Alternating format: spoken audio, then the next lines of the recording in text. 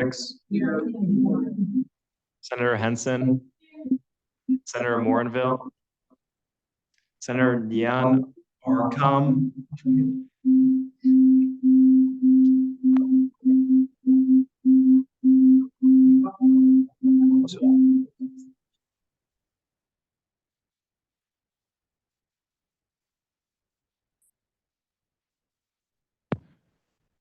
Senator Neon, Senator Ophi, Senator Parapelli, Senator Pierce, Senator Womble, Senator Ellis, Senator Gary, Senator Kim, Senator Stanton, Senator Forbes, Senator Guskowitz, Senator Jones, Senator Vernon, Senator Wilson, Senator Alexander, Senator Brandon, Senator Grimm, Senator Mana, Senator McDermott, Senator Nanduri, Senator Smith, Senator Sodano, Senator Flynn, Senator Langley, Senator Longo, Senator Aurora, Senator Erdow, Senator Jessup, Senator McClanahan, Senator Palakuri, Senator Schneider, Senator Visput, Senator Adams, Senator Baruch, Senator Jane, Senator Leonard, Senator Polek. Thank you for bearing with us with that. Undergraduate senators, is there a motion with regards to the previous minutes from the previous meeting? Thank you. Without objection. We will now move into the address by the Chancellor. At this time, Chancellor Guskowitz, you have the floor for however long you wish. For however long? For however long. How long do we have? All night long. There you go. Great. Well, Andrew, thank you. And thanks to all of you for your leadership. Thanks for the opportunity to come and spend a little bit of time with you this evening. And I just left teaching my own class. I have a class of graduate students that I teach every Tuesday afternoon, early evening. And it's one of my favorite places to be. When people often will say, what's your favorite place on campus? They think I might say the Old Well or the Bell Tower or the Smith Center or Keenan Stadium, but it's actually in front of students, just as I am here tonight. So thanks again for all that you do, for your leadership. And so I think, Andrew, you've asked me for a State of the University address. I promise you it won't be like the State of the Union address that goes on forever and ever and ever. And then we'll take some time for some Q&A afterwards. But there are a lot of amazing things happening on campus, but I do want to just start off by recognizing that it has been a challenging semester, and I hope that you're doing well. We obviously had a very tragic situation on August the 28th with the shooting of one of our professors in the Applied Physical Sciences Department, Professor Yen, followed by a second lockdown just 16 days later.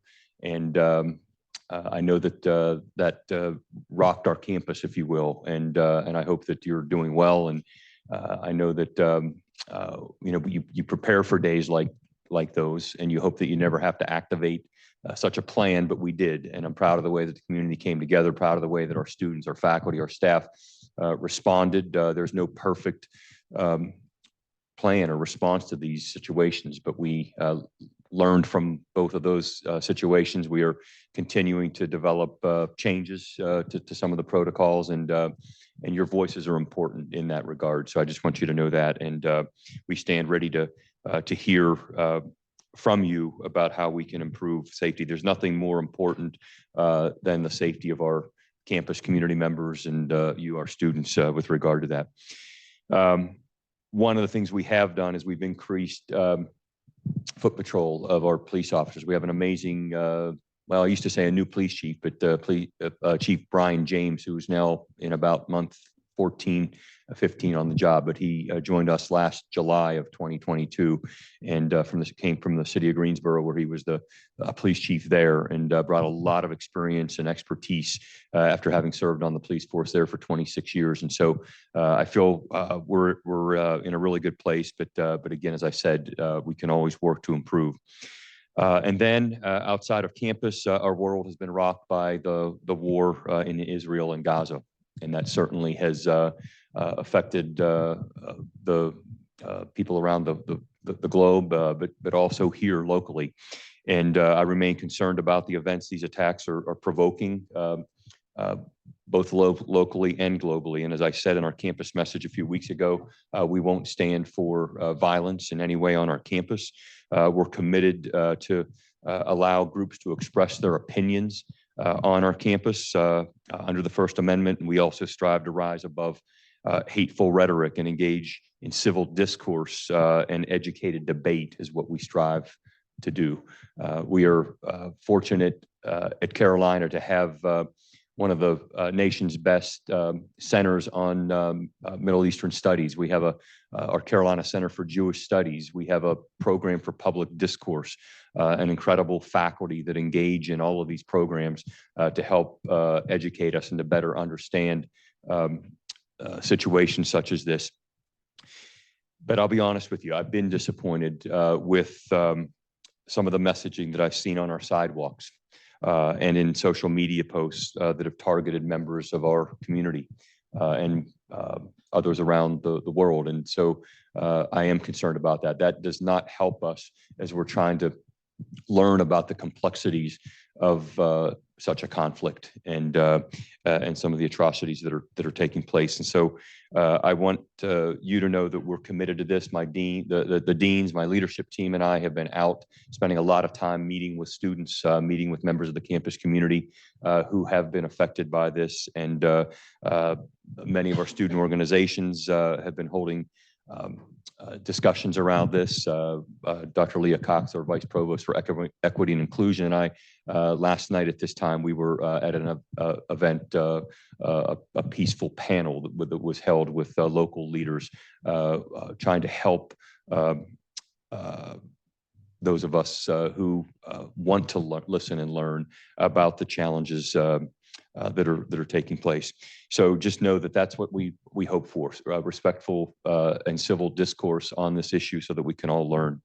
We're focused on that direct engagement, listening, providing resources with people and communities who are impacted by these global events in different ways. And on the topic of challenges, we also are still reckoning with the impact of the Supreme Court decision from earlier this summer on June the 29th. As you, most of you, I'm assuming, are aware, the Supreme Court ruled against Harvard and UNC Chapel Hill in our Students for Fair Admissions case, which no longer allows any university across the country to use race as one of the many factors, as we have for many years, in its admissions process. And so I just want to reiterate what I said at that time and on several other occasions over the past several months, that our university is committed to diversity. It's the first priority in our strategic plan, Carolina Next. That first of 8 strategic initiatives is to build our community together, and it focuses on the importance of diversity, broadly speaking. And I've been a faculty member here for 28 years at Carolina. And every day in the classroom, I witness the value that diversity brings when you can have those different lived experiences in the classroom. That's what brings the curriculum to life. And I hope that you see that and witness that and feel that every day in your classrooms. And so we are committed to this, and we'll continue to emphasize and support those different lived experiences among faculty, staff, and students on our campus.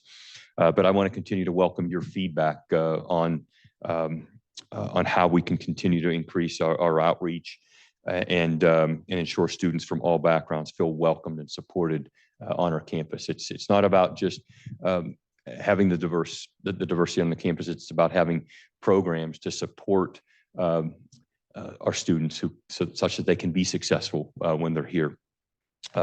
So through this challenging semester, I'm grateful for the way that you, our student leaders, have supported our campus community, and you have been great partners with me and my leadership team. So for that, I'm grateful. So let's move on to some of the fun things. Despite the challenges, this is an amazing place. I like to call it a magical place, and there are many wonderful things that are happening every day. And some of that was reflected in our recent U.S. News and World Report rankings that you may have seen. And I don't want to place too much emphasis on rankings, but it's great when you're a top five ranked public university in the nation for 20 consecutive years. We moved up from number 5 to number 4 among all publics this year. Yes. And it gets even better. It gets even better. We moved up from number 29 to 22 of all universities nationally, meaning publics and privates, and maybe the best ranking of all of them, and you should clap at this one. We remained for 19 consecutive years number 1 in best value among all publics. That's worth celebrating. So best value, what I think is important there is that this is about quality. It's about the quality of the education that you receive, and we provide that incredible education to you at the most affordable price possible. Our goal is that our students can graduate as debt-free as possible. And so, as I said in an op-ed in the News and Observer earlier this year, these gains in the rankings are fueled by a commitment that we as a university made long ago, and that is to make the dream of an excellent education possible to everyone who earns their path to Carolina. We built on that commitment this past summer by guaranteeing tuition, which this will start in the fall of 24, but guaranteeing tuition will be covered for families making under $80,000 per year, families from North Carolina. And so, again, we want every student who can earn their way to Carolina, we want to give them the financial confidence that they can be here and that they can thrive and graduate as debt-free as possible. So we're working hard also to increase our mental health resources. I know this is something that's important to everybody in the room. This nation was in a mental health crisis before the pandemic. And then when that hit in the winter and spring of 2020 and lasted as long as it did, it exacerbated many of the mental health challenges that we're facing. I'm proud of the way we've responded as a university. And again, it's not perfect, and we want to hear from you on how we can get better. But one of the things that we were hearing at that time was that the waiting lines were too long to get in to see a counselor over at CAPS. And we heard that loud and clear in those first several weeks coming out of the pandemic as we were coming back to campus. We've added additional multicultural health program counselors, which will be there to help and to address some of the challenges that we've heard from students. We launched our popular mental health seminars in the spring of 2022 on issues such as navigating mental health through life's changes, which is happening on November the 15th. And that's just coming up in about a week from now. And I hope you'll take the time to attend. And a new slate of seminars are continuing through our Heals Care Network. Again, something that I hope that you'll link into. Let's shift gears just for a minute. And there's this thing called generative AI. Has anybody ever heard of something called ChatGPT? Just a couple of you? What's hard to believe is that it's just a little over a year ago that ChatGPT hit the airwaves. It was in October of 2022. And now it's in its 3rd or 4th iteration. And I remember standing right here in this room before our faculty, a faculty council meeting a few weeks after that. And we knew very little about generative AI at that time and or ChatGPT, but our faculty, myself included, were beginning to learn, well, gosh, a student could just write a paper with this thing in, how fast? In 30 seconds, a minute? Depends how long you tell it to write it, right? And I think there was concern by faculty about, should we defend against ChatGPT and generative AI? And I remember standing here saying, I don't think we can try to defend against it, nor should we. I think we should embrace it. I think it's here to stay. And I'm proud of the way in which we have, and I'm proud of the way in which our faculty have found ways to build it into their classroom environments, and the way in which our students have provided feedback about the way in which it's helping with student success. And so I think change can be difficult, but this will continue to change the way in which we do business at the university. And so your feedback on this is important. And I think that we continue to prepare our students for the ever-changing world and its technological advances. And so I'm proud of the way that our UNC Generative AI Committee has developed guidelines for faculty and students that are available on the Provost website. If you haven't seen those and you're curious about what is required and what we're asking of faculty and students in that regard, please check that out on the Provost website. We've also launched a new task force on career development, and I'm eager to see how this work progresses. And last month, we just hired a new director of career advancement, career development. And as I told him whenever we were going through the final steps of hiring him, I said, and his name's James Baraselli, he came to us from Georgia Tech. I said, we have to be preparing students today for jobs and careers that don't even yet exist. And so our faculty and those that develop our curriculum are responsible for that, but we need a really strong career development, career advancement department that's going to help launch students off into their new careers. I mentioned this to our first year students at Convocation back on August the 20th, I think it was, or 21st at the Smith Center. And I said, these 4 years are going to go fast. How many seniors are in here? Okay. How many juniors are in here? All right. 3 or 4 years goes pretty fast is what I'm trying to say. And I told them that evening at Convocation. And I said, it won't be long. You'll be walking across Keenan Stadium with your diploma in hand in May of 2027. But think about when you're going to be retiring from your careers around the year 2077. Think about that. What careers will exist? What jobs will exist in the year 2077 when you're getting ready to retire?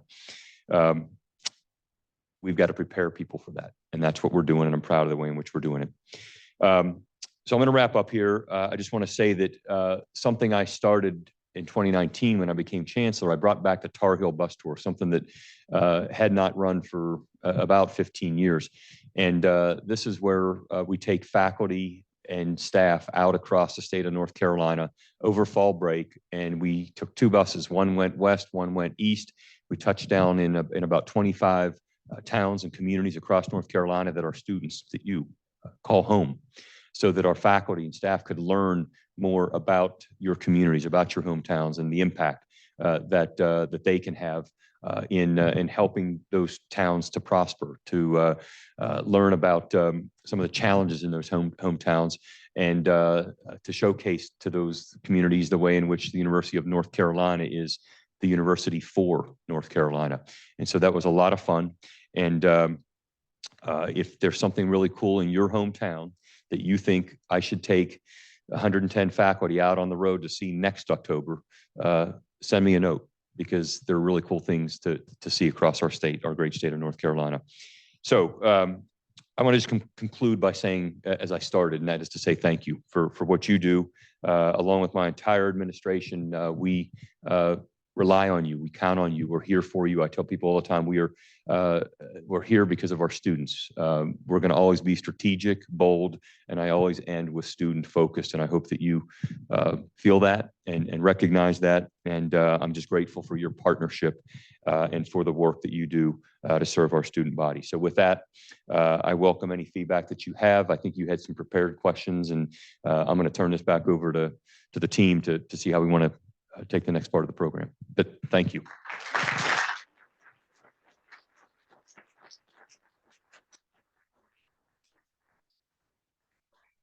I just want to say, for those of you that have never seen my face before, my name is Katie Heath. I'm the Senior Vice President of the Graduate and Professional Student Government. And on behalf of a nice big room of graduate professional students, in addition to undergraduates, we just want to say thank you for joining us. We have a couple of prepared questions, and we're going to kind of trade off here. So I'm going to start off with the first question, which is, what are the initiatives or current plans to increase housing opportunities for students? Okay, so student housing is becoming a challenge. We are trying to grow the student body. We brought in the the largest incoming class in the history of Carolina this past year with 4,700 first-year students and 900 transfer students for about 5,600 total undergraduates. We also a slight uptick in the number of graduate students. And so we, as you know, on our campus, we're a bit landlocked. We're space constrained. We have a lot of residence halls, but some of them are in need of repair. We're trying to find a way to to renovate some of those aging residential halls that many of you have lived in. And so it's tough to do that then when you're trying to grow the student body. We have to grow responsibly, and part of that is ensuring that we have housing, adequate housing for our students. I've been asked over and over, are we going to think about eliminating the requirement that first-year students would need to live on campus? And we've actually done some research on this and decided that it's not the right decision to do, that we will continue to require that first-year students live on campus. But we are working hard to convince the General Assembly, which supports higher education at a really high level in North Carolina. And we're grateful for that. But we do have a lot of buildings that are in need of repair with a lot of deferred maintenance. So we're going to continue to work while we can't take down too many or take offline too many residential halls at one time, we're going to continue to improve the housing.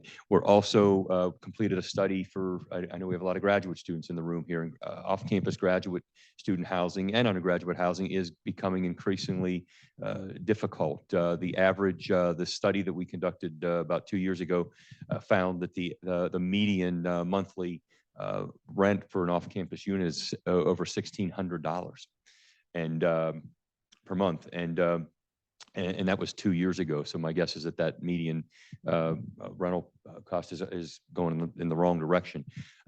However, we recognize it's a challenge. We know that Odom Village is currently our graduate student housing. And one of the opportunities that we are considering is to repurpose that potentially for more undergraduate housing, and to build out a graduate academic village with more housing opportunities for graduate students. So we're exploring that alongside our board of trustees and others that are passionate about this. So we are continuing to do this, but also trying to work with the town of Chapel Hill to do everything possible around affordable housing. We need our landlords and developers to think about the needs of the community, and that certainly involves all of you in affordable housing, as well as many people in the community. So we're working hard at it, but we do have constraints around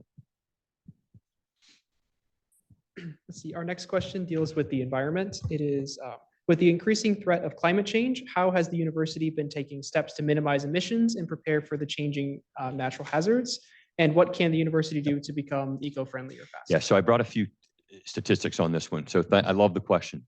And we have a responsibility to take care of the environment and be an active participant in trying to address some of the issues around climate change. And one of the things that I'd encourage you to do, that would be to invite Mike Peeler, Dr. Mike Peeler, at some point to one of your meetings. I appointed Dr. Peeler about 3 years ago to be our Chief Sustainability Officer. And so he has a Sustainability Council.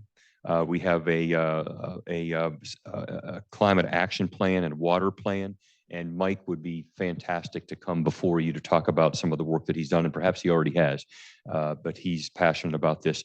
One of the things that I do want to share is that we have complied with Executive Order 80, which calls for a 40% statewide reduction of greenhouse gas emissions by 2025. And we're on pace to comply with Executive Order 246, which calls for a 50% reduction by 2030. And overall, I'm proud to say that we have our total greenhouse gas emissions has decreased annually since 2014. As I said earlier in some of my remarks, it's nowhere near perfect. We've got to do better. And as we're growing, as I said, as we're growing the campus, these challenges will exist. But our goal is to achieve carbon neutrality by 2040, which was a goal that 2 chancellors prior to me put out there. But 24 is creeping up on us. So we're committed to this, and I'd encourage you to, again, to invite Dr. Peeler to come and visit. Great. The next question is going to be, how is the university working to ensure that all students feel welcome and safe on campus, given the incident that occurred on Franklin Street and the increased tensions following the war in Gaza? Yeah. So as I said earlier, there's nothing more important to me and our leadership team than the safety of our campus community members. And we've, as I touched on in my remarks, it's been a challenging semester, and we need our community to feel safe when they're here. And I've spent a lot of time, as has other members of my cabinet, been out listening to these concerns, talking to our campus community members about some of the challenges they're facing. Chief James, as I've mentioned, has increased foot patrol around campus over the past several weeks. We're working closely with the town of Chapel Hill. We have more joint jurisdiction now with the town of Chapel Hill and their police department in regions that run adjacent to campus. And so we need to, again, work closely with the town and the mayor, and we'll have a new elected mayor tonight. And I know both candidates, and I will tell you that they both care deeply about the safety of the downtown Chapel Hill, as well as our campus properties. And we'll continue to work with Mayor Heminger through the end of her term, and whoever wins the mayor's election this evening. I know that you referenced an incident on Franklin Street from this past weekend. I was made aware of it immediately. Unfortunately, this was an anonymous report that came to the Chapel Hill Police Department, not to the UNC Police Department, but to the downtown Chapel Hill Police Department. And there's little that they can do with an anonymous report. And so they have tried to work with the individual that has reported this, but as I stand here tonight, I have nothing more I can say about it other than that I hope that that individual will come forward, such that the Chapel Hill Police Department, and in collaboration with our UNC Chapel Hill Police Department, can investigate this, such that we could try to identify exactly what happened. But again, as I said at the beginning, there's nothing more important than the safety of our students. See, the next question deals with accessibility on campus. What is the university's plan to address the high number of buildings that are not ADA compliant? Yeah, so again, we just celebrated our 230th birthday on October the 12th. So this is an old campus. Having said that, it's our responsibility, and the state of North Carolina's responsibility, to keep our facilities and our buildings up to par with regard to ADA compliance. And so we are working hard. We committed, and I will say that our Board of Trustees likewise feels strongly about this. They approved $5 million in reserve funding that I requested this past March to put toward ADA compliance upgrades in many of our facilities. The state of North Carolina approved our request for new elevators in several new buildings, because we had reports of elevators breaking down, and some of our buildings unfortunately only have one elevator. If the elevator breaks down and you have an individual that's wheelchair bound, that is a major problem. And so we're fortunately have received significant funding from the state to replace several elevators over the next year and a half on our campus. But I want to also say that there are easier fixes for things. I mean, curb cuts is something that we continue to work on. It wasn't until about 3 years ago that the campus was fully compliant with regard to curb cuts, such that those individuals that in wheelchairs could more easily access and not have to take detours to get to places that they needed to get to. And so we're compliant there, but now we're going back and looking at which ones need to be, that they've gone bad already. So we're going in and repairing those. Door handles, are simple fixes that we're going in and making sure that those are ADA compliant as well in all of our buildings. And there's much more that we can be doing, but I just want to reiterate that it's a priority for us. And I'm proud of the students who came forward last spring and had a sit-in on the front steps of the South Building and said that this is not acceptable. And we heard loud and clear, and we were able to, we sat and listened. I sat on the front steps of, I guess it was the back steps of the South Building, and listened to their stories and their lived experiences regarding accessibility challenges. And so that was an important time for us, and we were able to, as a result of some of this and that advocacy, to secure some of the funding. And we, as I said already, took $5 million out of one reserve to address some of those very quickly. So that's where we are on some of those issues. Great. For the next question, how will the Board of Trustees' decision to end distinguished professorships for non-STEM professors affect hiring and retention? Okay, so on this one, there was a lot of misinformation. I want to be clear. So that was not a decision of our Board of Trustees. It was not a Board of Governors decision. It wasn't a UNC system decision. This was a change in the North Carolina General Assembly's statute or law on the matching program that had been established in 1985 for professorships. And the change that was just made recently with that legislation was that moving forward, they would not provide a match to a private gift. So I'm going to give you an example. So let's say that it's a $2 million scholarship or professorship. Sorry if I said scholarship, professorship, a $2 million professorship. The matching program was such that the state of North Carolina would match a third of that $2 million against the 2/3, roughly, but would it be about $1.3 million that the donor would put toward that. And so this became so popular that the funds that were available each year to provide the match was insufficient. And so there were a number of these professorships put into a queue. And so we have many of these that are sitting in a queue and have been sitting there waiting for their match for 5, 6, 7, 8 years. And so the change that was made was that they would no longer, moving forward, provide that match for any professorship that was not in the STEM disciplines.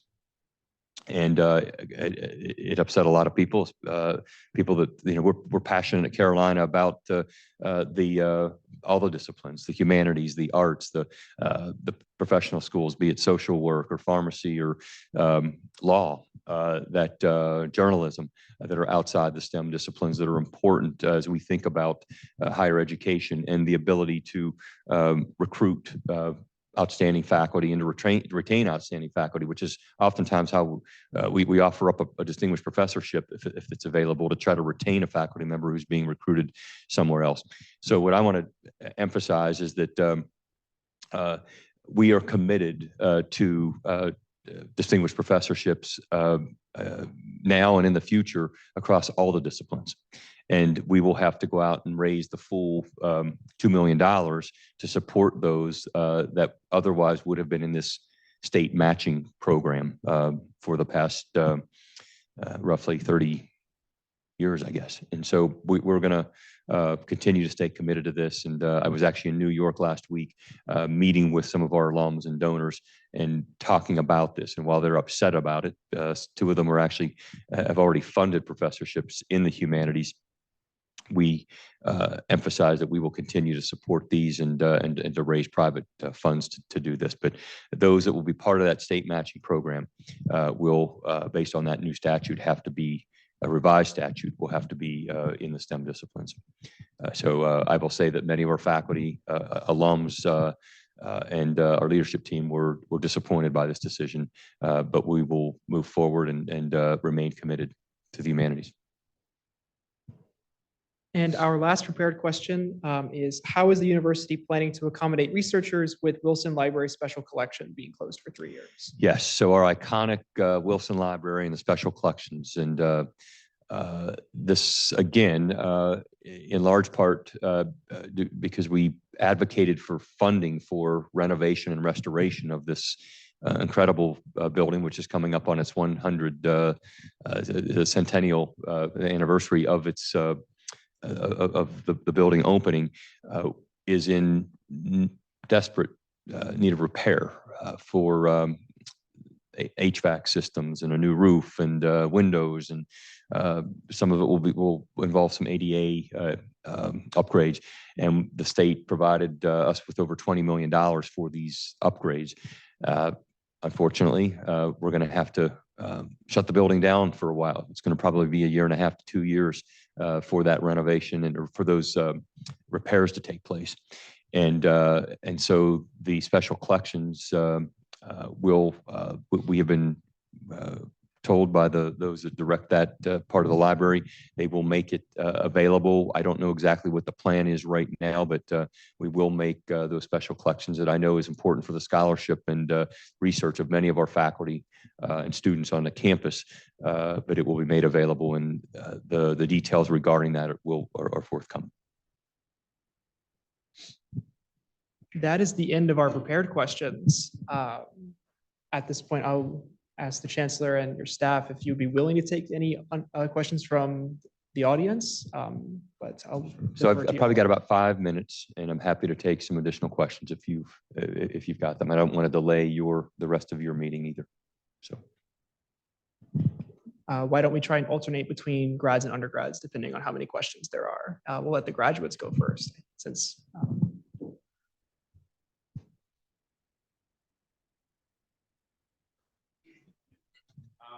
so you talked a lot about civil discourse. Got it. You've talked a lot about civil discourse, and I can get it. What's the school doing to promote civil discourse inside classrooms? Yeah. So, we had a study that was conducted here 3-4 years ago, a survey of 1,300 students, where a number of questions were asked, and they stratified the data by anything you imaginable, religious beliefs, gender, ideological leanings, political affiliation, et cetera, et cetera. And, one of the concerns has been, and the questions has been out there is, are the students being indoctrinated by faculty in the classrooms? And that was one of the questions posed. And so the data suggested that those, at least on the ideological leanings and the political affiliations of the students that responded that they were either conservative or liberal, said that they did not feel they were being indoctrinated by faculty. However, one of the disappointing findings was that they felt as if they were being censored at times, and their viewpoints were being shut down by their peers in the classroom. And that was more prevalent for conservative students, saying that they felt they were being shut down in conversations by their peers. And so at that time, I said, okay, we have to do something about this. We have to find, why is that happening? What is it within the campus environment and the classroom environment and the culture that would allow that to happen? Would we want to model civil discourse and ensure that everybody's viewpoints are welcomed in these conversations? And so we have had a number of conversations around this. We have a new committee that's been formed, and I'm proud of the work that they're doing, looking at freedom of expression and academic freedom. And it's a group of faculty and staff, and they're going to be putting forward some recommendations on how we can improve these things in the classroom. We also have a new program. Well, it's not new anymore. It's about 5 years old. Program for public discourse. And if you haven't attended one of those discussions, I strongly encourage you to do this. But this program again was created about 5 years ago. It's called the Program for Public Discourse. Dr. Sarah Truhl, who's from the Political Science Department, leads the effort, and we bring speakers to campus who sit on opposite ends of the issues, and they model civil discourse. It's what we need to do. We need to teach our students, how to think, not what to think. So those are some of the things we're doing, and thanks for the question. All right, any undergrads have a question?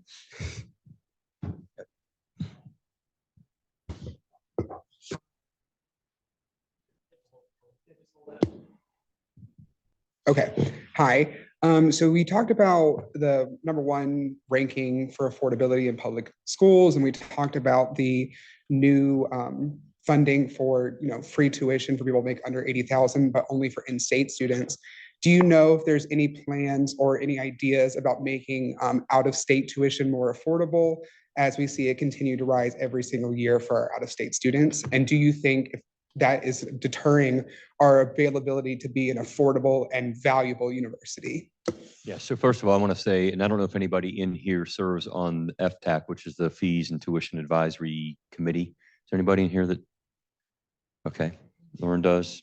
But our students play a role in this. As we look at tuition and fees and increases, we have kept in-state tuition flat for seven consecutive years, and with only modest increases for undergraduate non-resident tuition. And we are still praised by many for being very affordable for out-of-state students, despite the fact that it's about 3.5 times more for out-of-state students relative to in-state students. And we still sit well down into the lower.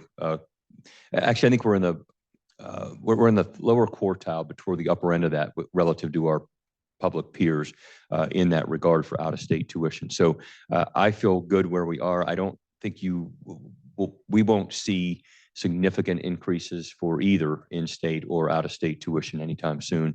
But I do think in order to keep pace, I mean, some of our peers, they've been increasing it significantly over the past several years, and those are real dollars that allow them at times to go out and use those dollars to recruit faculty from Chapel Hill that we're trying to retain here. So we want to keep it in balance, but we are all about affordability and minimizing the amount of debt of our students.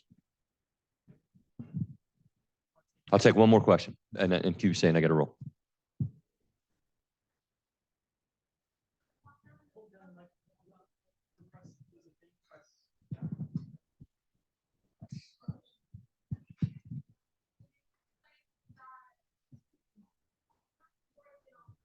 Thank you.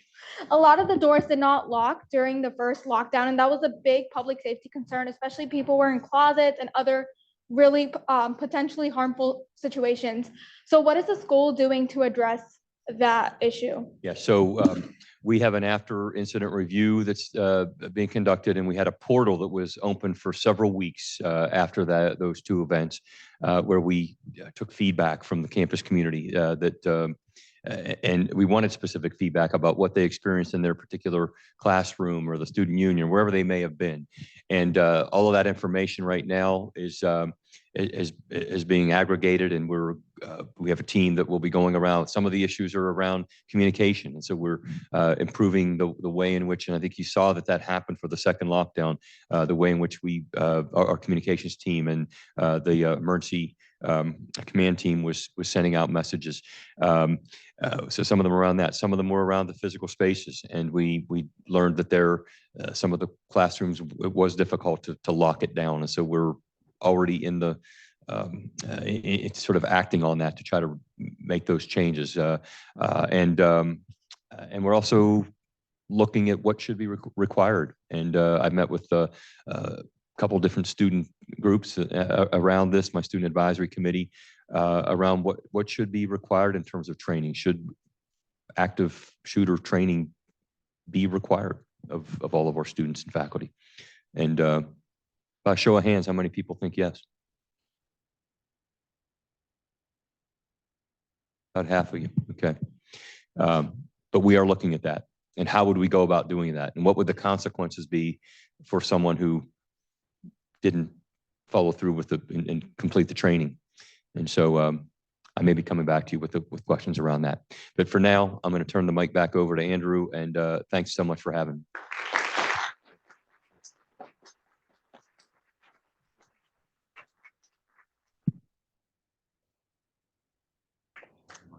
Okay, at this point, if the chancellor is amenable, I think we want to take a couple photos, if y'all have time. I know that we want to do at least one with all the undergrads. I'll leave it to the graduate people in charge of y'all to figure out what the grads are going to do. Undergrads, come on up to the front. We do it. You'll go first. Okay.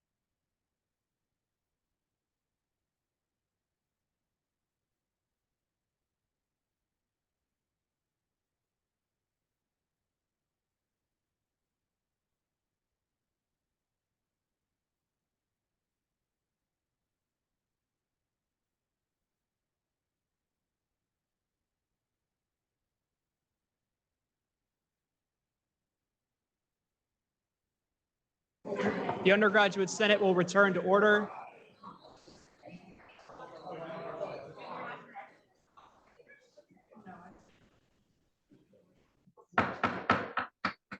The undergraduate Senate will return to order.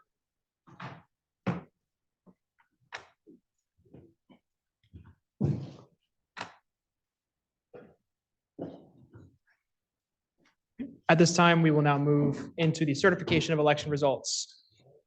I will scroll through the memo from the Board of Elections so that you can see the election results. All right. With that, we will now move to the presentation of the senators elect. Mr. Speaker, Yes. I move the elections be certified as per the memo from the Board of Elections. Is there any objection to certifying the election results? Seeing no objection, the election results are adopted.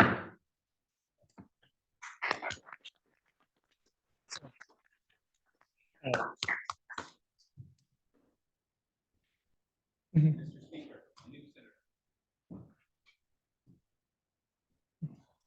At this time, is there any objection to admitting Senator-elect Talati of District 1? Without objection, the oath will now be administered. All right, do you need the oath? Yeah, you can just face him. Let me pull up the oath. Hold on. Scroll down to it. There, I.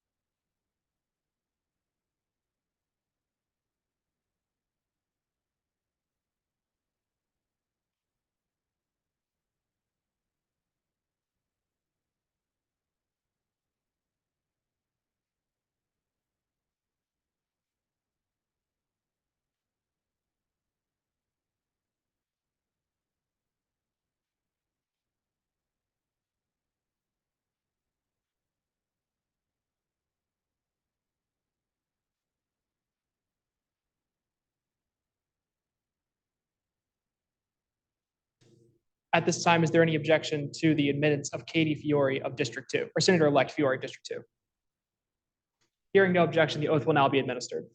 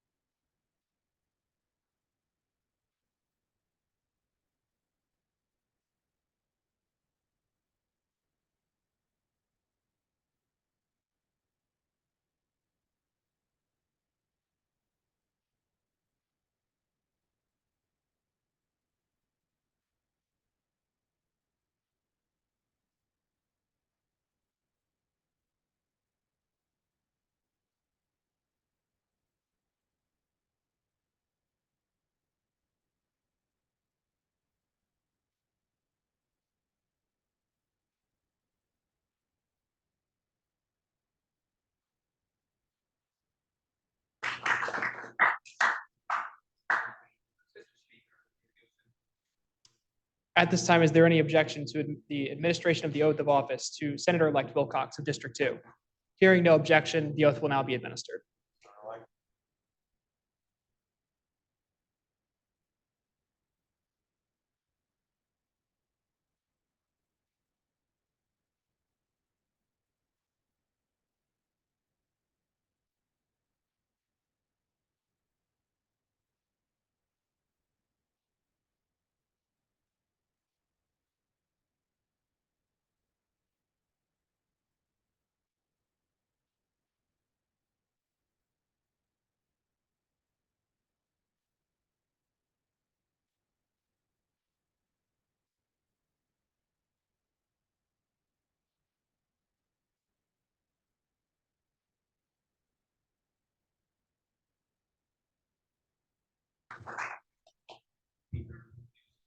At this time, is there any objection to the administration of the oath of office to Senator-elect Hodges of District 6? Hearing no objection, the oath will now be administered.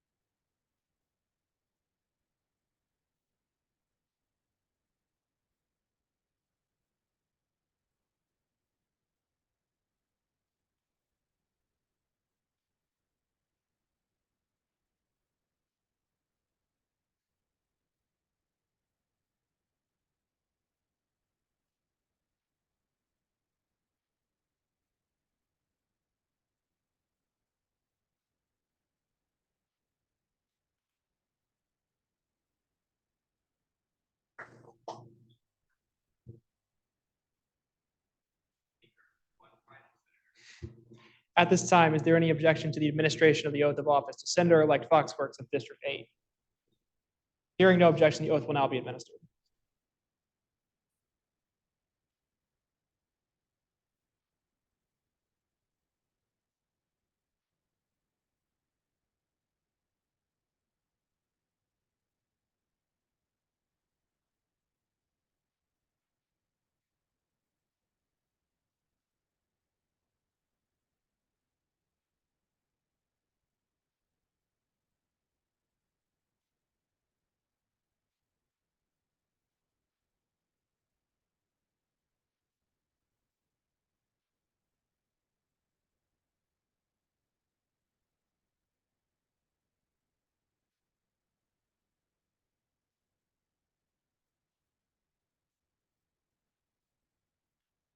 At this time, we'll move into the reports of the officers of the Senate. I have no report tonight. Speaker Pro Tem is recognized. Hello, all. I have a very brief report. Today, I held the orientation for the new senators. All the new senators were there. Congrats again on your election. If y'all have any questions about the legislative procedure, writing bills, resolutions, don't hesitate to reach out to me or my staff. I'd be more than willing to help. You can also find the bill and resolution, and this goes for current senators as well. You can find the bill and resolution template on the Google Drive. That's all I've got. Are there any questions? All right, seeing none. Seeing no questions, the Finance Committee Chair is recognized. The Finance Committee has not met since the last meeting because we don't have to. I will be discussing with the Vice Chair and the Treasurer in the coming week or so, solidifying a new schedule for the spring semester on our hearings and other necessary meetings. We will ideally be selecting a few possible schedules for hearings. So senators on the Finance Committee, look out in your email in the coming weeks on that so you can select the schedule that works for you. But that's all I have if there are any questions. Any questions for the Finance Committee Chair? Seeing no questions, the Rules and Judiciary Chair is recognized. R&J did not meet last week because last Tuesday was Halloween. Seeing no questions, we'll move to the report from the Oversight and Advocacy Committee Chair. Yeah, the same thing goes for us. Seeing no questions, we'll move to the report from the Ethics Committee Chair. Hey, y'all. I'm just gonna go through my quick little list of suspensions and warnings. The senators who are currently suspended for voting privileges are Senator Bennett, Senator Morinville, Senator Nguyen Rum, Senator O'Fay, Senator Parapali, Senator Pierce, Senator Womble, Senator Sedano, Senator Palakuri, and Senator Jane. If you believe there's anything wrong with this, or if you believe there were extenuating circumstances that need to be considered, please reach out to me. I'm currently in talks with a couple of senators regarding potentially extending leave of absences due to just a misunderstanding of the general attendance rules. On top of that, the senators who are currently out of warding are Senator Mana, and Senator Aurora. Again, if you're at a warning, just make sure that you're either filling out the form or attending meetings, and you'll totally be fine. Other than that, yeah, ethics didn't meet, as always. Seeing no questions, we'll move to our report from the Joint Governance Council member at large. Hello, everyone. JGC met last week, Wednesday, November 1st, 2023, where we confirmed Justice Avalos to the Student Supreme Court. We also confirmed McKenna Thuringer to be a member of the Board of Elections. And then we also adopted the resolution for the joint State of the University speech for today. So those are the three main things. That's everything that the JGC has. Seeing no questions, move to our report from the members of the Commission on Campus Equality and Student Equity, if there is any report. My thoughts should be loud. Not too much. I would defer anything about Dean Advisory Committee to the Vice President. And other than that, I think a report. The only update from last report we gave is that when it comes to hiring for the College of Civic Life and Leadership, there are going to be students involved in that process. All right. Seeing no questions, we'll move to our message from the student body president, if there is one.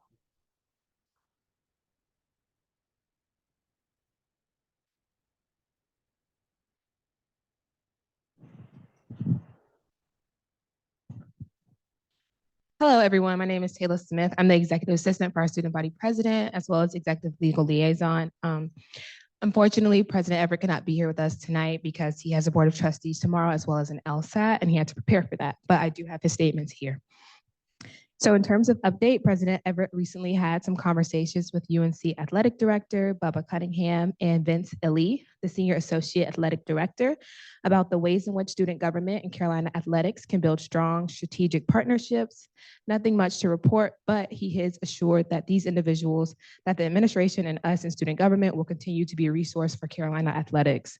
In addition, he met with Veronica Flasper, president of UNC's General Alumni Association, and we are working on launching a campus-wide survey for students to report the ways in which they would like to support the GAA. Veronica and the rest of the GAA have exhibited a strong interest in building an alumni association that benefits students in real, tangible ways. So President Everett is looking forward to seeing the response that students have to share to that. Lastly, he is looking forward to the executive branch mid-year review this upcoming Sunday. Chancellor Guskiewicz, Christy Hurt, who is the Chancellor and Chief of Staff, will be attending, as will some other special guests. So he is looking forward to the opportunity in coming days.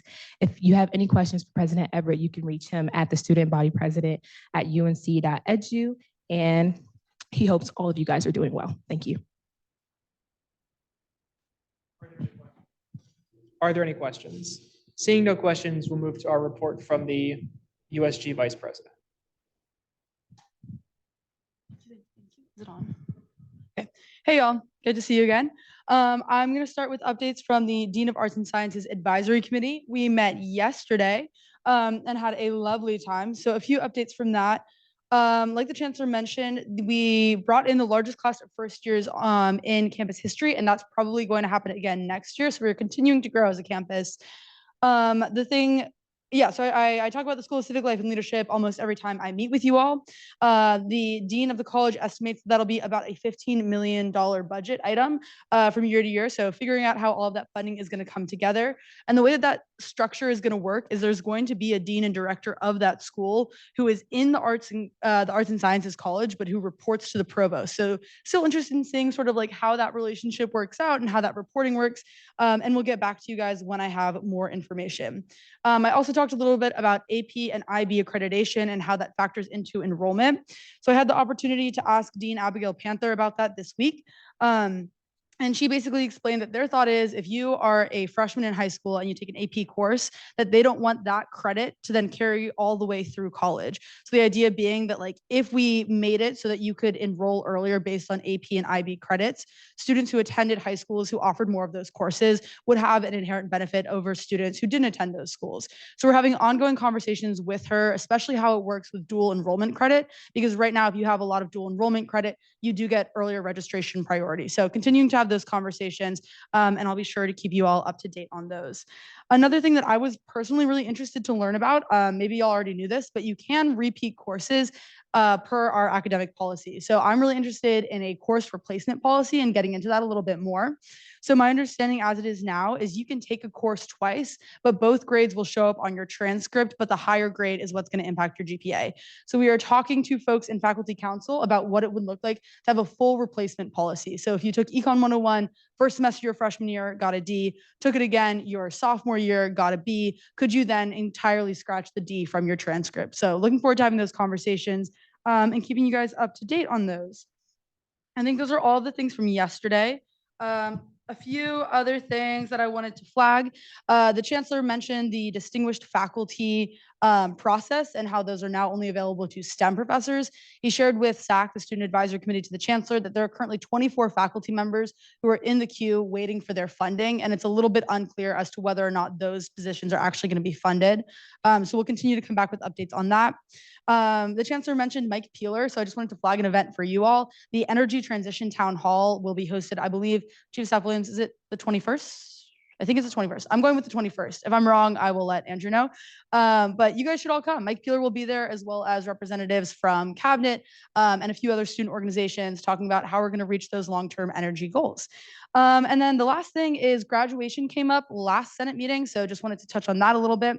Spoke with the chancellor about it yesterday, and what he explained and his team explained is historically we've had graduation on Sunday, but there's only about a 2-hour window that graduation can be delayed. So if there's like rain or anything, graduation can be pushed back for 2 hours. Anything more than that, and graduation basically has to be canceled, which is why graduation will be on a Saturday and Sunday will now be the contingency day, pending any weather issues.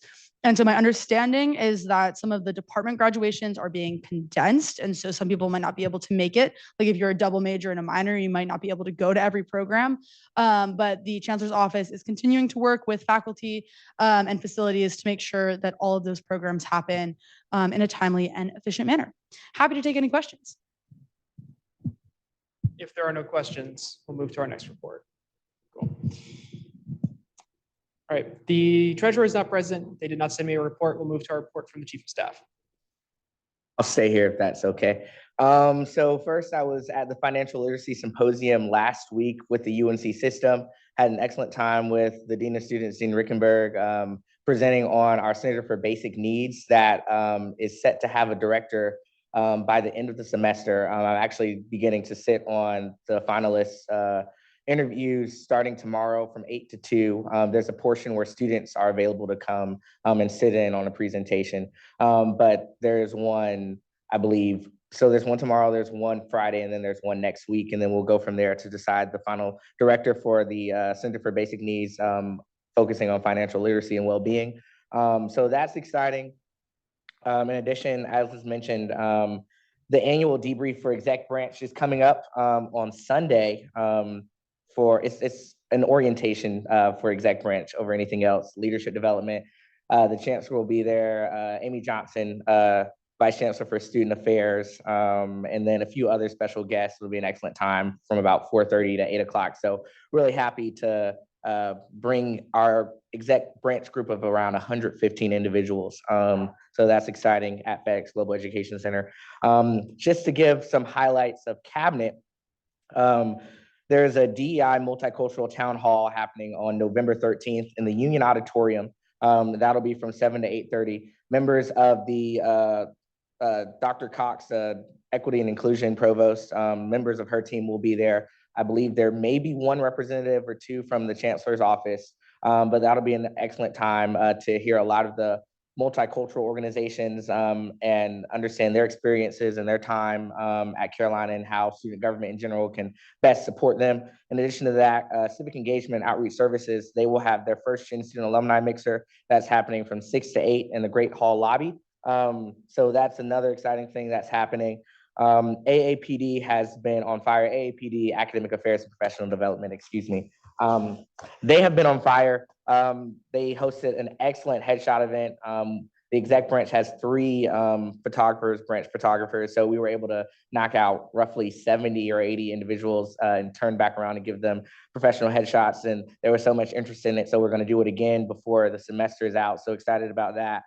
They also just finished up their AI town hall in which they were a co-host. That happened in the Genome Sciences building yesterday. So happy about that. Student Wellness and Safety had a co-sponsorship with RHA and Carolina Housing for Safetoberfest, and that saw over 500 attendees, 500 student attendees. So that was also exciting to see right before Halloween weekend. And then finally, and if I can say this, I am really most proud right now of environmental affairs for a lot of the diligence that they have done and the work that they're doing. A lot of their major events are happening next semester, but the highlight is the case competition that they're doing March 18th. And that's sponsored by Strata. And so they're going to be bringing together Duke State, UNC Charlotte, App State at the Stone Center. And Strata has agreed to offer a $2,500 prize to the winner of the case competition, and then also give them an opportunity to present at the Clean Tech Summit on the 21st and 22nd of March.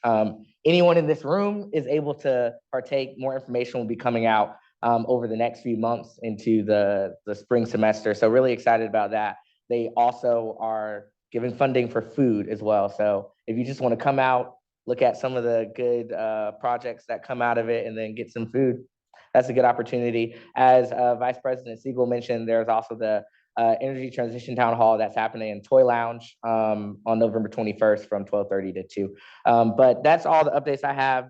Actually, I take that back. There's one more, and then I'm done.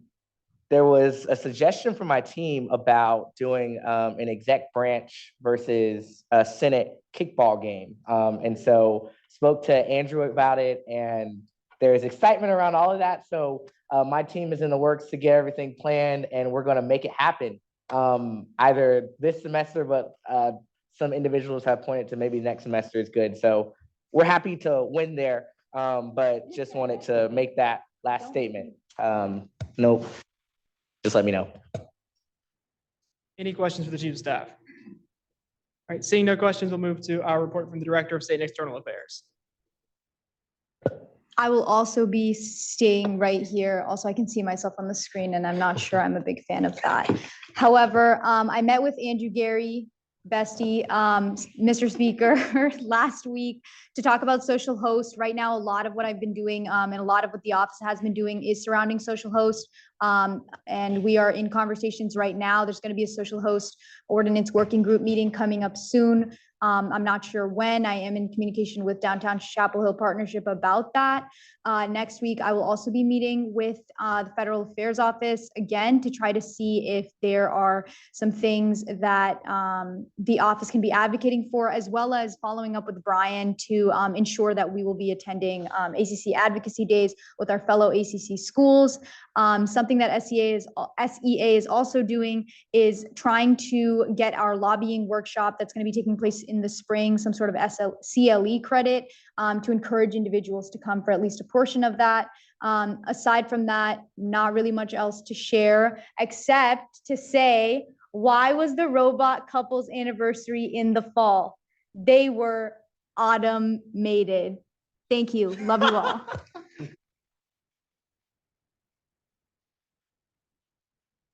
Are there any questions for the Director of State and External Affairs? Seeing no questions, does the Student Attorney General have a report?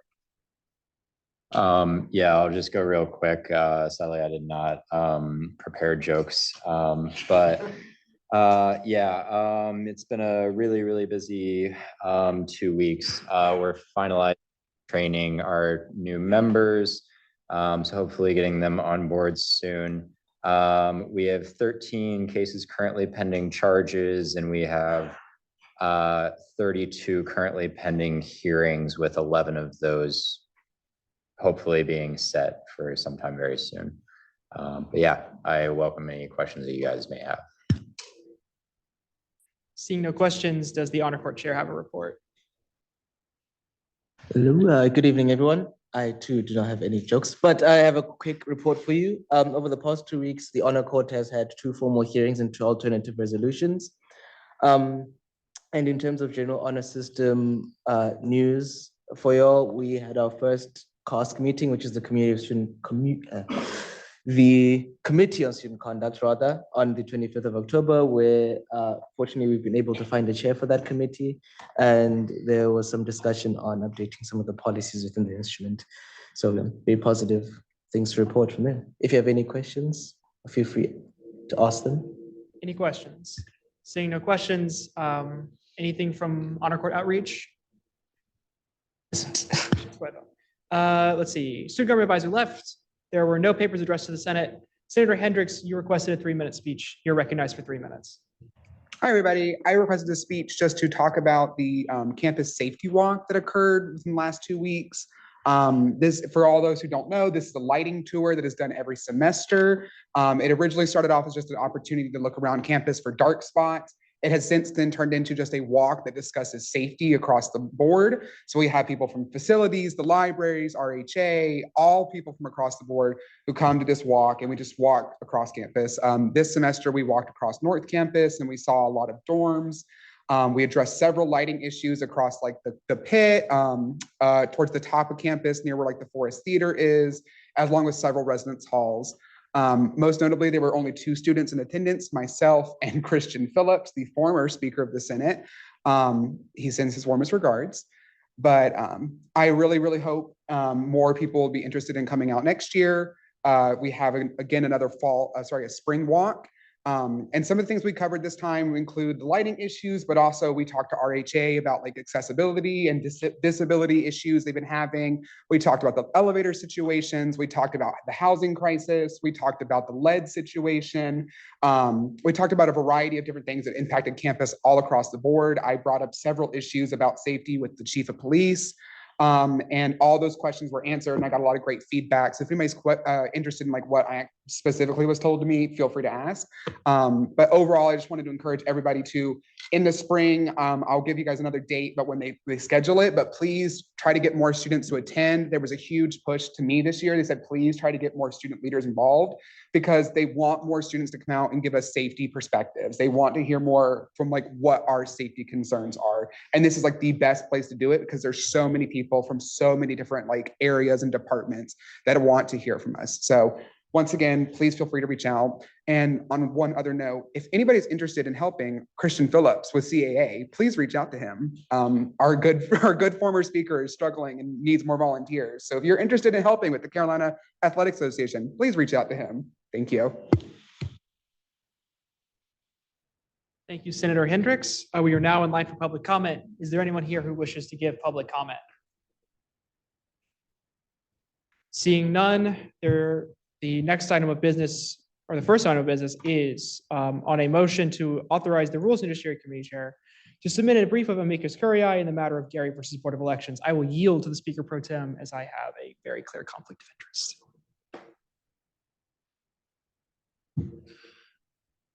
All righty. Well, we are now in line for discussion on a motion to authorize the Rules and Judiciary Chair to submit a brief of amicus curiae in the matter of Gary v. Board of Elections. Would someone care to introduce the motion?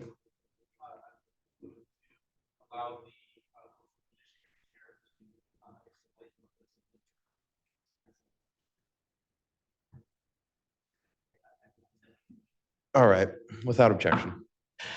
Okay, so Gary v. Board of Elections is a lawsuit that was filed by our speaker against the Board of Elections because they allowed graduates, they had initially allowed graduate students to vote on the referendum for the new undergraduate constitution, which is in violation of the provisions of Article 1 of the Constitution regarding constitutional amendments. Graduate students obviously don't vote on the undergraduate constitution. So far, the BOE has voluntarily discarded those votes, but this lawsuit will both resolve this, and more importantly, the lawsuit relates to the definition of what exactly joint is, and joint is defined by the Constitution as anything that affects both undergraduate and graduate students, which is a phrase that is somewhat constitutionally vague and has never been determined by legislation. This motion would authorize me to submit a brief of amicus curiae to the Student Supreme Court stating that the Senate believes that the student Supreme Court should elaborate as to should provide precedent as to the definition of joint, given that it is not in the power of the legislature to determine what the Constitution means. That is, per separation of powers, that is a power of the judiciary. Are there any questions for the Rules and Judiciary Chair? Senator Hendricks. Why we as the Senate are the ones like authorizing things, like why is it like coming from us or coming from you? I'm hoping what our involvement is in this case. So per the Senate standing rules, the R&J chair is the representative of the Senate in legal matters. This motion authorizes me to file a brief of amicus curiae sent from the Senate. Are there any further questions for the R&J Chair? Senator Pollock?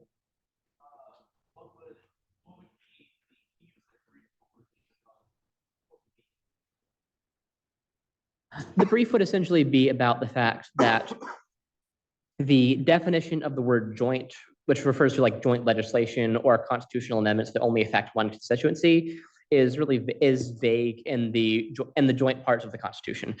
The joint parts of the Constitution, as I said, define joint as anything that affects both undergraduate and graduate students. This is ultimately a little bit vague and leaves it under debate as to what exactly is considered within the realm of the undergraduate Senate and the graduate professional student government Senate to act with respect to their own constituencies versus what the Joint Governance Council needs to do to create joint legislation. This would be arguing that this vagueness exists, that is not that it is not within the power of the legislature to pass laws determining what the Constitution means, because as per separation of powers, the interpretation of the Constitution is a power of the judiciary, and it would ask that since there is a serious interest in having precedent as to what the definition of joint is, that the Senate believes that the student Supreme Court should provide some precedent on what exactly joint means. Member at Large Heskowitz. If we authorize you, will we be able to see for every Resubmit it? I can send it out on like the Senate listserv before I send it out, but it would not go through a meeting. This is because just the time restrictions of a case does not allow for me to write it up and then send it before the next Senate meeting, because the case would have already been decided by then. We don't know exactly what the time frame for the case will be, but the student Supreme Court will want to act swiftly.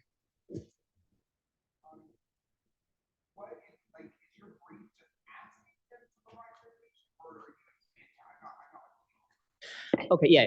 So you are requesting that the student Supreme Court provide clarification because the definition of joint is vague, and then I would elaborate as to why exactly the definition of joint is vague and why this means that the student Supreme Court would do well to provide precedent. So it's a brief amicus curiae, which is providing argumentation, but it's ultimately asking the court. Are there any further questions at this time for the R&J Chair? Let's see.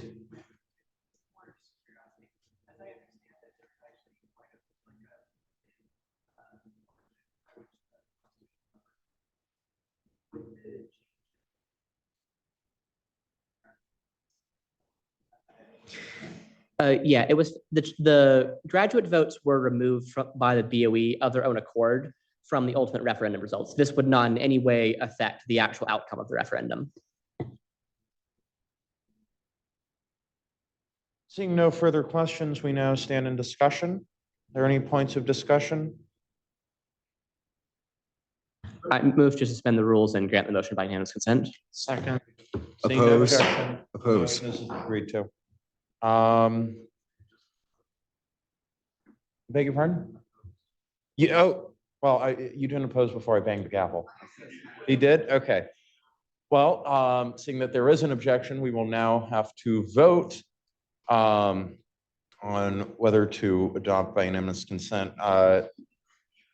With Senator McClanahan, would you be willing to amend your motion to have a vote on the motion? Yeah. Okay. All right, we'll now enter a roll call vote. on a motion to authorize the R&J Chair to submit a brief of amicus curiae in the matter of Gary v. Board of Elections. Will the clerks please call the roll?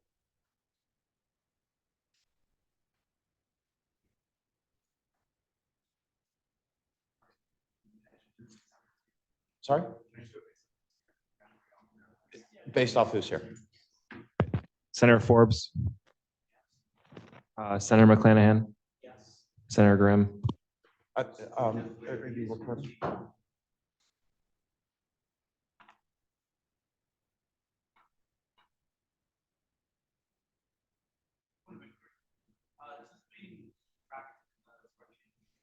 The clerks are getting to that.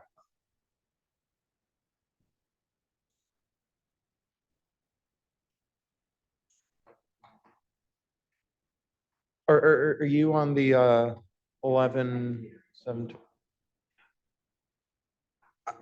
Here, I'll just take the roll. Okay. Senator Hagan. Senator Hendricks. Senator Henson. Senator Mortonville is not here. Speaker Gary. Senator Kim. Senator Stanton.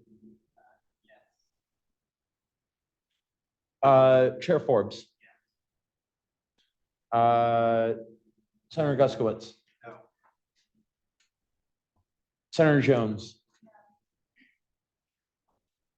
Senator Wilson. Senator Alexander. Senator Grimm.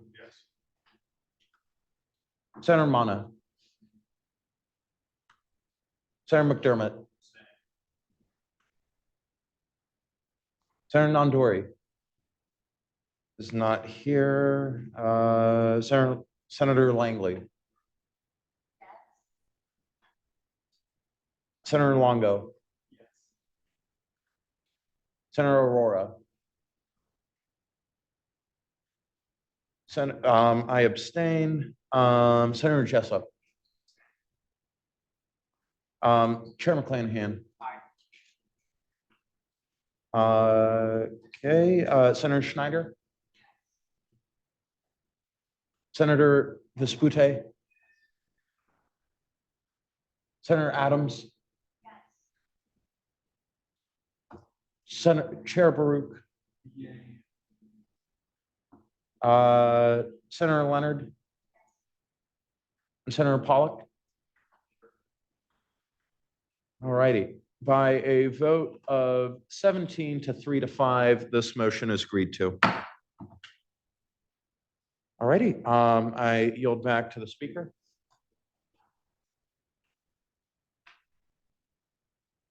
Right. Thank you for that, Speaker Pro Tem.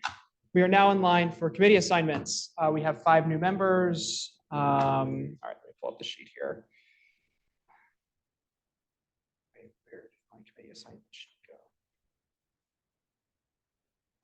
Someone delete my committee assignment. There it is. Okay, here we go. Okay, here are our committee assignments. I will say that I did say to many senators that after the fall election, we could reconsider committee assignments as a number of individuals got slotted onto Finance Committee who were less than thrilled to be on Finance Committee. As it currently stands, though, at least 3 of our new senators must go onto Finance Committee because all the committees must be roughly equally sized. So unless there is a motion to, I guess, suspend the rules and more significantly change committee assignments, the 5 new senators will sort themselves into these committees. Yes. So last time, the like reassignment happened because a significant number of people is there any worry that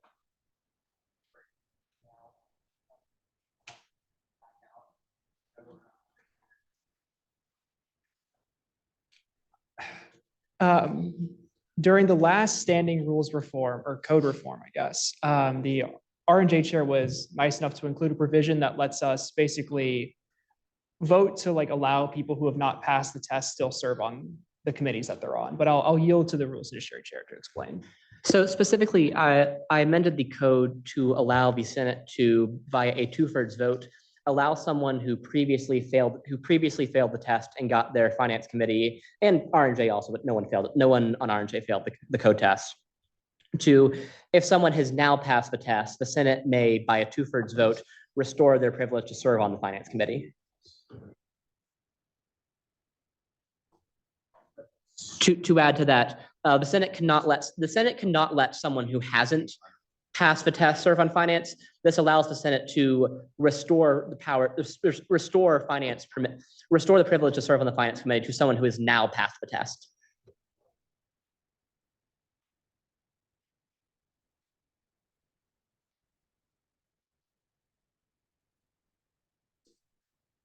No, this just lists who's on the committees. The ethics committee column is not updated, so ignore that. But for the R&J finance and O&A, it is.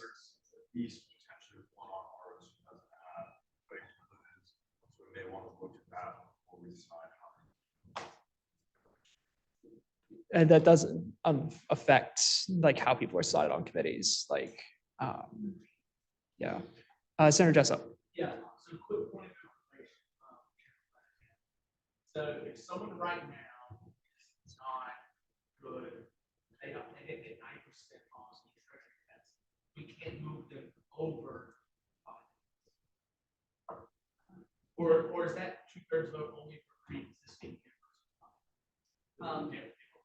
So you could do the 2/3 vote in the same meeting in which you put them on the committee, but having your privilege serve on the committee makes you ineligible to run that committee. And that is a requirement of this current.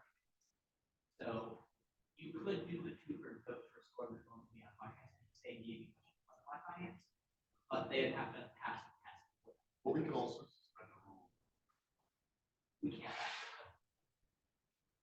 With our new senator, where they are now, they are not required to pass it. Yes, yeah, because the period is 2 weeks after being administered the vote process. All right, so essentially, we're still deadlocked in the previous. Pretty much those three finance committees essentially should be. But all right, I just wanted to. Okay. Any further points of discussion?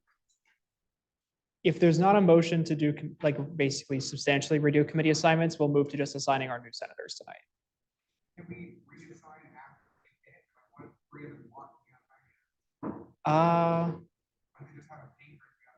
Then at that point, then there's nothing we do at that point. Like if they voluntarily sort themselves in a way that keeps the committees roughly equal, there's no election. But if, for example, if 4 of y'all want to be on R&J, at that point we have to have an election between the 4 of y'all, and we get into some very fun ballot calculations at that point.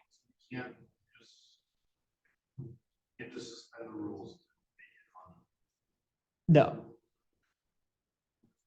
Can we just let them pick first? Yeah. Okay. We're gonna, yeah, you are gonna go first because you're the first one who was sworn in. Oh, I need to pull up my list so I don't forget who goes first. Okay. Can one of the clerks, can y'all record who selected which committee on this page of the spreadsheet? If you look down at the bottom, it should say committee rosters.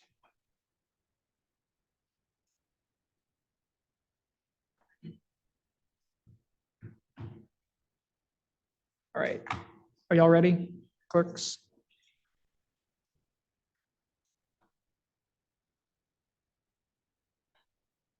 Henry, Kimberly, y'all ready? Cool. Okay. All right. Which R&J, finance, or O&A? All right. Senator Fiore. All right. Wait, did y'all not find it? Okay. 1 second, y'all.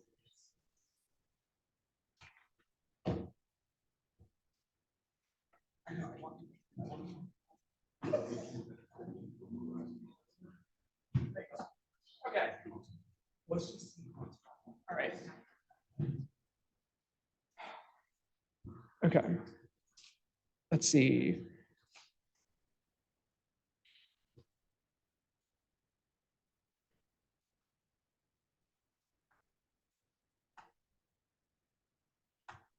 Oh, right, it's super broken.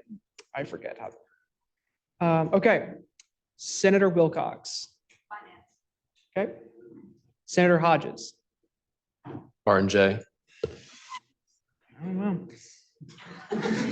Senator Foxworth. R&J. Okay. I will ask if any of the individuals that selected R&J would be voluntarily willing to move to either to at least one to O&A and at least one to finance. O&A. All right, we need at least one to finance. If not, there will be an election. Like.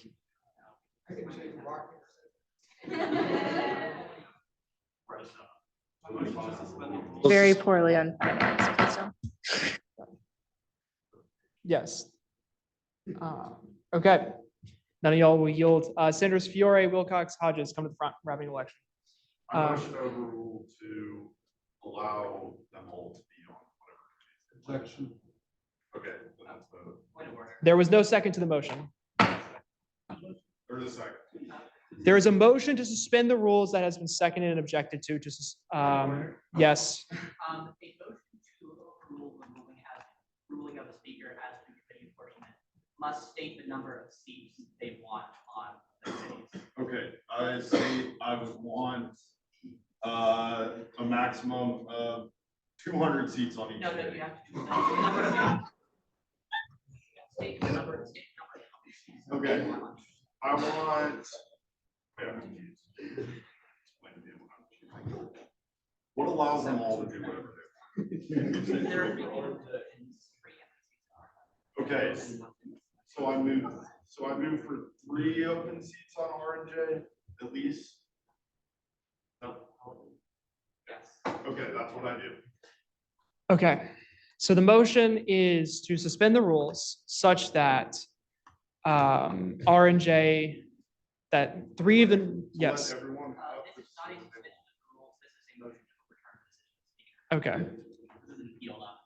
No, the rules require that the committees be roughly apportioned. So the way the rules, overruling the speaker as to apportionment is a specific type of appeal, not a suspension. Wonderful. Is the threshold still 2/3? It's still 2/3. Fantastic. All right. The motion is to essentially allow 3 individuals to be added to R&J and only 1 to finance and 1 to O&A. There was a second and an objection, which means we will now vote by roll call. Wait, I have a question. Yes. I know it's not really up. Or do you know how to even not equal, or do you need another person to have even subcommittees? So we need at least 6 people at every finance committee hearing night because we need at least 3 people in each subcommittee. On a regular meeting, we get 6 or 7 people. So it would be best to have 3 finance senators or more, just so our ability to make forum and 2 subcommittees is not a problem. In the spring semester. We're in voting procedure at this point. We're voting procedure. Yes, I know. We're in voting procedure. Yes. The motion was seconded and objected to. We are now in line for a roll call vote. Is there a motion for debate? There is no motion for debate. Yes.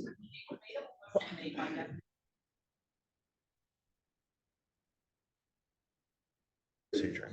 I guess we're not moving procedure. All right, anyone wish to speak on the motion? Chair McClanahan, you're recognized.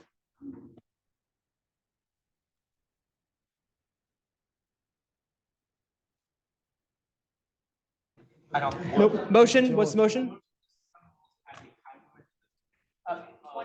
Point of order. I did not yield. There is a motion on the floor to restrict debate. Point of order. Is there a second? Point of order. Point of order. I did not yield to the senator. That motion, a motion to suspend the rules cannot be made while another senator. You were not speaking. You. Motion was seconded. There is no objection to limiting debate. How much do you want to do a motion? Senator Pollock, how long do you wish to limit debate to? The motion is to limit debate to 4 minutes. To make it indefinite. Objection. Regular order, let's be normal. Point of order. A motion was made to limit debate to 4 minutes. An amendment to this motion was proposed to change that 4 minutes to indefinitely. Order. The amendment offered by Chair Grimm is actually out of order because it would have the effect of rendering the motion moot. So you achieve this by voting against the motion. Yeah. You don't need to because, well, actually you can move the previous question. All right. Motion to move the previous question. Point of order. The point of order. Point. You can return to your seat.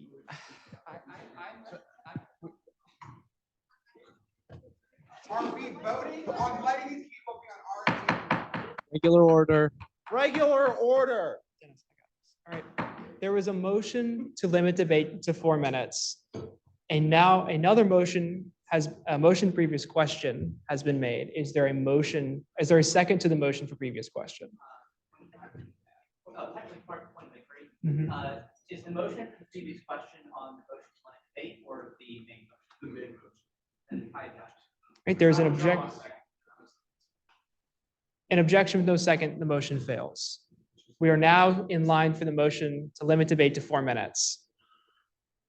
There was a second, is there an objection? Yes. Will the newly elected senators be allowed to vote in either of these situations? Yes. Okay, our names are currently not on the spreadsheet, just so you know. Wonderful. I'll have that fixed. Regular order, senators. All right. There's a second on the motion to limit debate to 4 minutes. Is there an objection to this motion? There is no objection. Debate is limited to 4 minutes. Hold on, let me set up my timer. All right. Chair McClanahan, you're recognized for, to the senator that made the motion, is the 4 minutes total debate time or 4 minutes of people speaking? Okay. I'm just going to speak very briefly in opposition to the motion. I understand senators and the Senate would generally like to allow senators to serve on the committees which they would like to. However, apportionment does exist for a reason.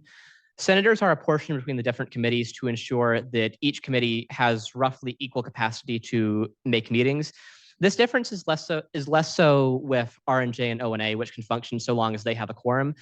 But the Finance Committee requires to have at least 6 members in each meeting because you cannot have 2 subcommittees without 3 members per subcommittee.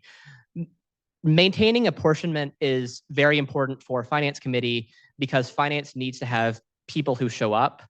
And for that reason, I would be fine with only adding two new senators to Finance, but very fundamentally, we cannot add just 3 senators to R&J because that would unbalance the committees. Apportionment does exist for a reason, and it is our duties as member of the Senate, as senators, to ensure that all committees, especially the Finance Committee, are able to function properly. Thank you. 2 minutes and 39 seconds remain on the clock. Does anyone wish? Senator Grimm, you are not recognized. Senator Grimm, you are recognized.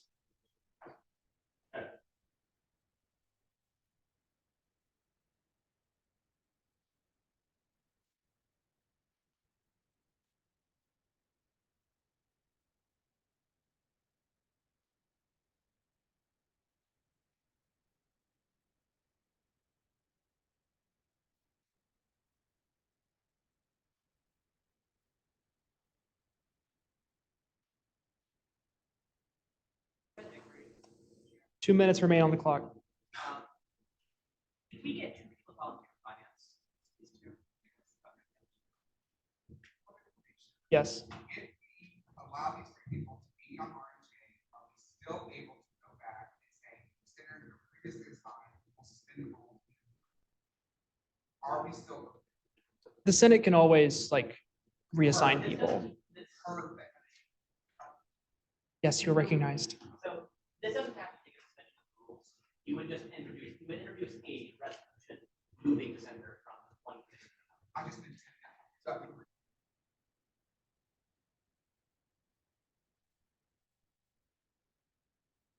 Point of inquiry, is it 3 or 2 who want to be on RNJ? I believe it's 2. All right, hold on 1 second. Could the senators who have wished to be on R&J please raise their hand? All right, if the senators who wish to be on Finance Committee, please raise their hand. And senator wishes to be on O&A, please raise your hand. Fascinating, someone changed their vote. All right, there's a minute 8 on the clock for debate. Does anyone else wish to be recognized? Okay, yes, sorry. I'm on the finance committee. We're having a lot of issues. However,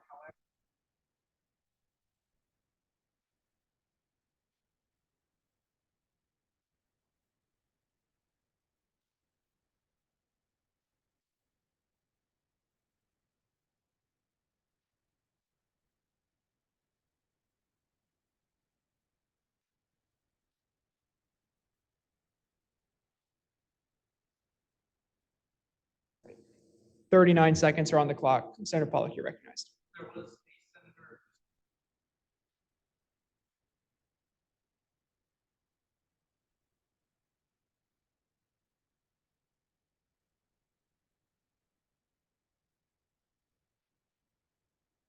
There are 20 seconds remaining for debate. Does anyone wish to speak for 17 seconds or 16 seconds or 15 seconds? All right, hearing no objection. All right, we are now in voting procedure. We'll have a roll call vote. Will the clerks please call the roll? Yes.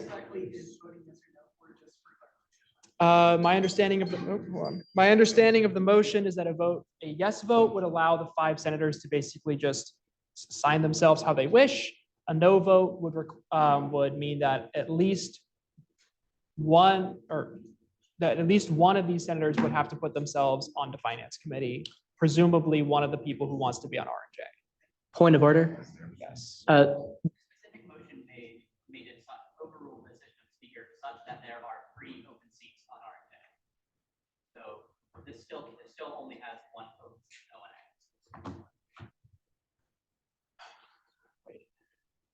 Motion is to make 3 seats. Interesting. Okay. We are now in voting procedure. Clerks, please call the roll.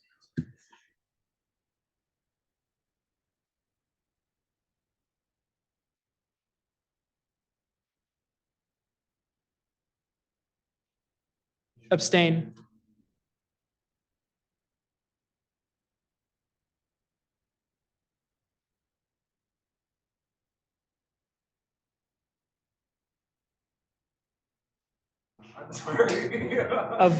A yes vote means that you are overruling my decision and making 3 seats be open on R&J. A no vote says that you want to stick with the required apportionment. So 3 seats on finance and 1 on R&J and 1 on O&A.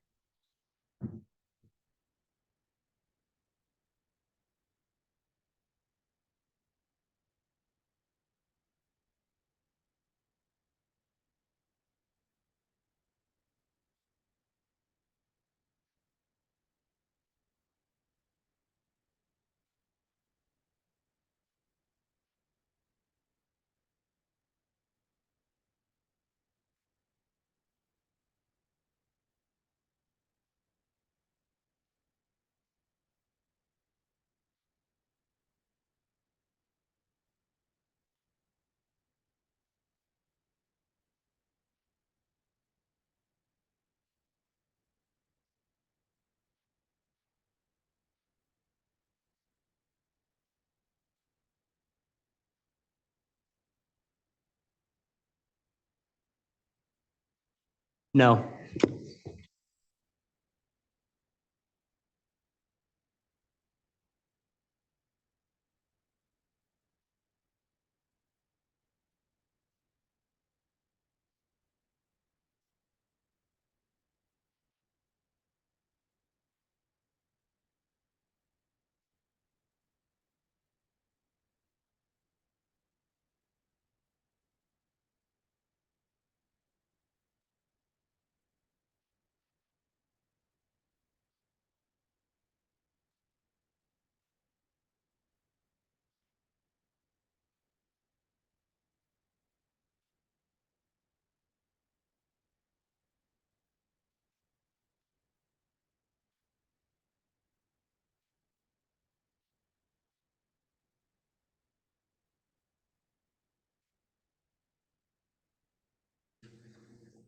All right, by a vote of 14 to 15 to 3, this motion fails.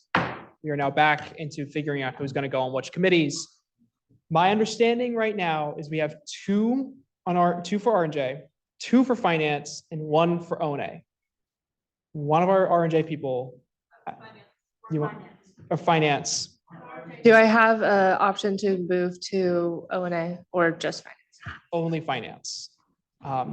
We got 3 seats on finance we got to fill. One at a time. If we should hold on. No, if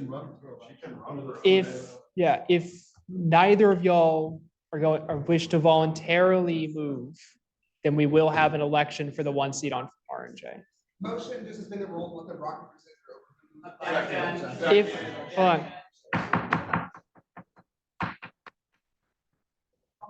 I think if they both want to do it, that should be allowed. I think it's a phenomenal idea. What are we doing?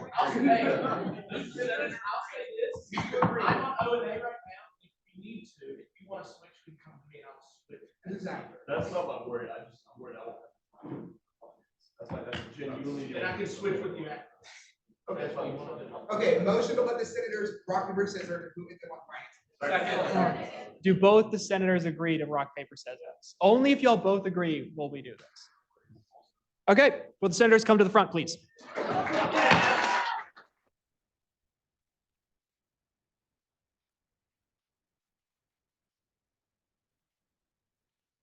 All right, y'all. Are we doing a best out of 3? Yeah, it's best. We're going best. All right. All right. We're going to go 2 out of 3. I want to see a clean game. I want to see a fair game here. All right. All right, ready? Y'all ready? We got it. Personal privilege, can you rotate so that the chamber can see? All right. Rock, paper, scissors, shoot.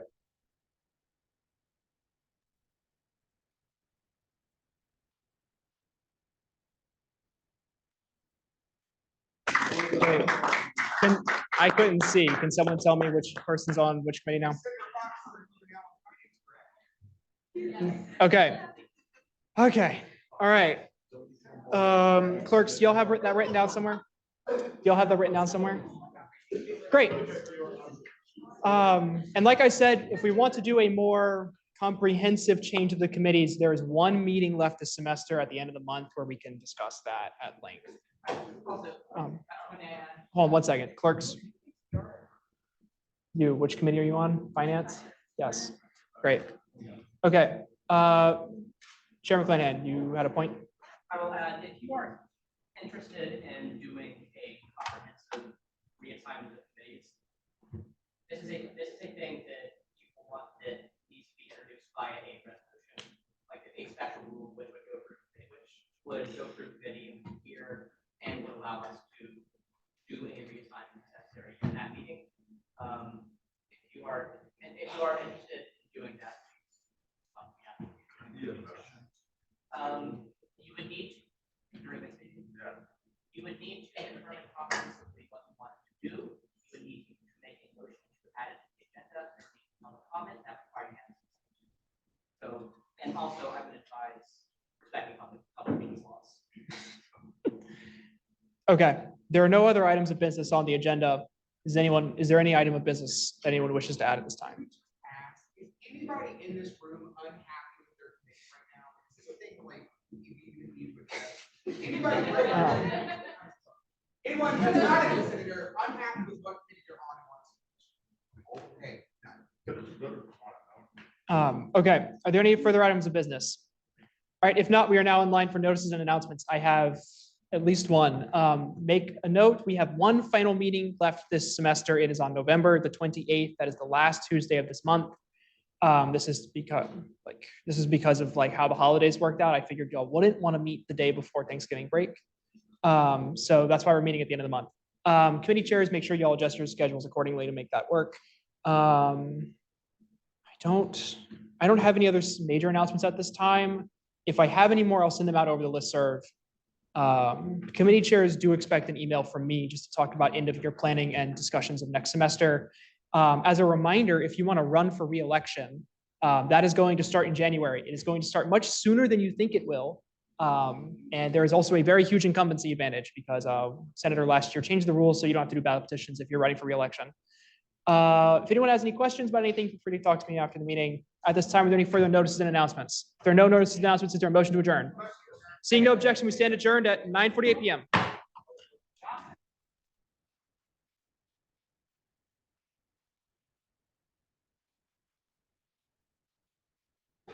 Jess Anderson is elected town council mayor.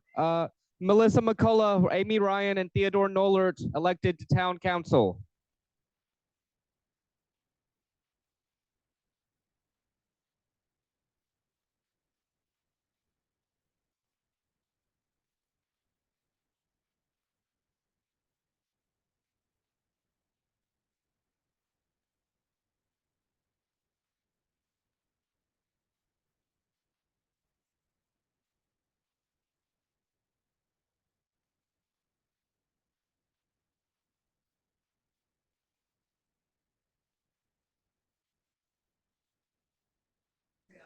Please leave your placards at your seats. I will pick them up later.